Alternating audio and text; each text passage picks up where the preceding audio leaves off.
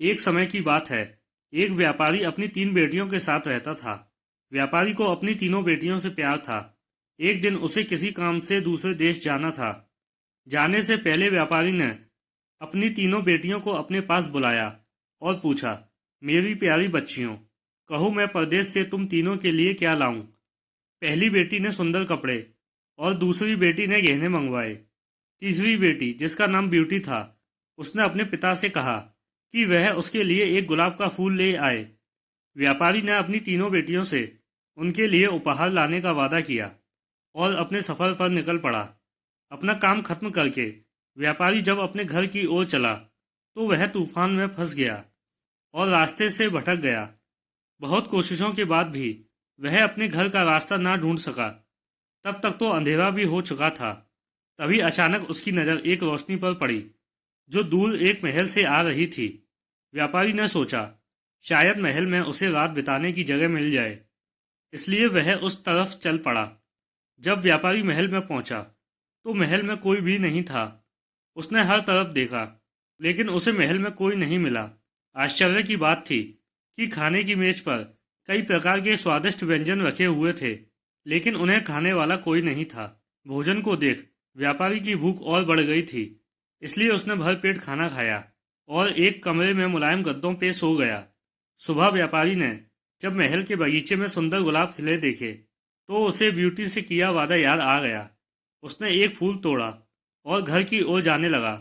तभी वहां एक भयानक जीव प्रकट हुआ और बोला, मैंने तुम्हें अपना भोजन खाने दिया, अपने मुलायम गद्दों पर सोने दिया, और तुम मेरे ही बगीचे से गुलाब तोड़ रहे हो। तुम्हें इसकी सजा भुगतनी होगी। व्यापारी बहुत डर गया था। कांपते हुए बोला, मुझे माफ कर दो, माफ कर दो मुझे, मुझे मत मारो। यह गुलाब मैंने अपने लिए नहीं तोड़ा, अपनी बेटी के लिए तोड़ा था। मैंने अपनी बेटी से वादा किया था कि मैं उसके लिए गुलाब का फूल लाऊंगा। यह सुनते ही राक्षस ने व्यापारी से कहा कि वह एक शर्त पर उसे छोड़ेगा। उसे अपनी बेटी को महल में भेजना होगा।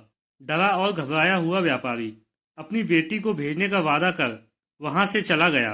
घर पहुंचकर व्यापारी ने अपनी बेटियों को सारी बात बताई और ब्यूटी से माफी मांगते हुए कहा, अपनी जान बचाने के लिए मुझे उस समय कुछ समझ नहीं आया और मैं राक्षस से यह वादा कर आया। मुझे माफ कर दो ब्यूटी, अपने स्वार्थी पिता को माफ कर दो। ब्यूटी ने अपने पिता के गले लगते हुए तसल्ली दी, आप बिल्कुल परेशान ना हो पिताजी, मैं आपका किया हुआ वादा जरूर निभाऊंगी। ब्यूटी जब महल पहुंची तो बहुत घबराई हुई थी। राक्षस का भयानक चेहरा देखकर वह बहुत डर गई थी, लेकिन राक्षस ने उसका खुले दिल से स्वागत किया। राक्षस ने उसे रहने के लिए अपने महल का सबसे अच्छा कमरा दिया और जब ब्यूटी आग के सामने बैठकर कढ़ाई करती तब राक्षस उसके पास घंटों तक बैठा रहता और उसे निहारता रहता। धीरे धीरे दोनों को एक दूसरे का साथ अच्छा लगने लगा और वे अच्छे दोस्त बन गए। अब वह दोनों सारा सारा दिन एक दूसरे से बातें करते और खुश रहते। राक्षस को ब्यूटी बहुत अच्छी लगती थी और वह उससे शादी करना चाहता था, लेकिन डरता था कि ब्यूटी एक राक्षस से कभी शादी नहीं करना चाहेगी। बड़ी हिम्मत जुटाकर एक दिन उसने ब्यूटी से अपने दिल की बात कहने का फैसला किया। जब वह ब्यूटी के पास पहुंचा तो देखा कि ब्यूटी अपने पिता को याद करके बहुत उदास है। उससे ब्यूटी की उदासी देखी नहीं गई और उसने ब्यूटी को एक जादुई शीशा दिया जिससे वह अपने पिता को देख सके। ब्यूटी बहुत खुश हुई, लेकिन जब उसने अपने पिता को देखा तो वह बहुत बीमार थे। यह देख ब्यूटी ने राक्षस से अपने पिता से मिलने की इच्छा जताई। राक्षस ने उसे पिता से मिलने की इजाजत दे दी और 7 दिन में वापस आने को कहा। ब्यूटी ने तय समय में आने का वादा किया और अपने घर चली गई। ब्यूटी को सामने देख व्यापारी खुश हो गया और जैसे जैसे उसे पता चला कि राक्षस देखने में भले ही क्रूर हो, लेकिन वह दिल का बहुत ही नेक और दयालु है, व्यापारी की सेहत सुधरती गई। परिवार से मिलने की खुशी में 7 दिन कब निकल गए ब्यूटी को पता ही नहीं चला। एक दिन ब्यूटी ने सपना देखा कि राक्षस की हालत बहुत खराब है और जल्दी ही मरने वाला है। अगले ही दिन वह महल वापस आ गई और उसने पाया कि राक्षस बगीचे में बेसुध पड़ा हुआ था, जैसे वह मर चुका हो। ब्यूटी उसे देखते ही रो पड़ी, तुम मुझे छोड़कर मत जाओ, मैं तुमसे बहुत प्यार करती हूँ और तुमसे शादी करना चाहती हूँ। मैं अपनी सारी जिंदगी तुम्हारे साथ बिताना चाहती हूँ।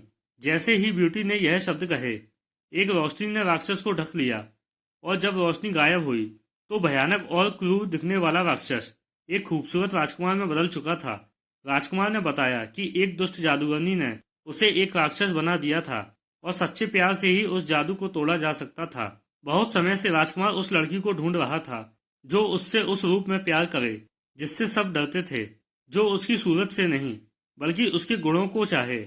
आखिरकार राजकुमार को उसका सच्चा प्यार मिल गया और वह बहुत खुश था। जल्द ही ब्यूटी और राजकुमार की शादी हो गई और वह अपनी गुलाबों सी खूबसूरत दुनिया में हंसी खुशी रहने लगे।